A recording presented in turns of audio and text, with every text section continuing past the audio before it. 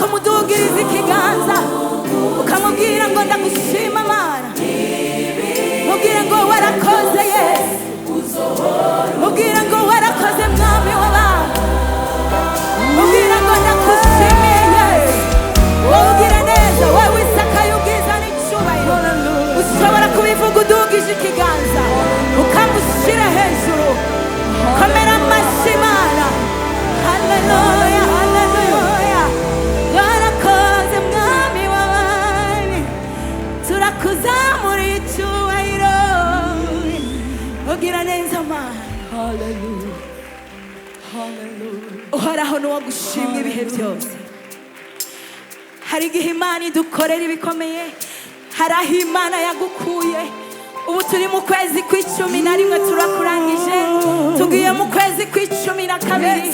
Uharure guhera mu kwezi kwa mbere, ukwezi kwa kabiri, ukwezi kwa gatatu, ukwezi kwa kane, ukwezi kwa gatanu, kwa gatandatu, kw'indwi, kw'umunani, kw'icenda, kw'icumi, kw'icumi-na-rimwe.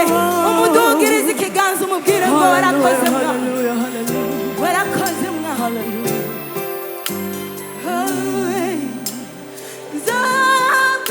Nzogushima mucunguzi, ibihe byose, ibihe byose uzohora uri Imana. Turirimbane n'ishengero. Nzogushima mucunguzi, byatura ubishingira intahe, mubwire ngo uzohora uri Imana mu ishengero ryawe, uzohora uri Imana mu gihugu.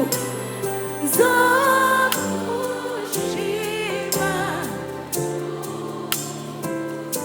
ibihe byose, ibihe byose, nzogushima.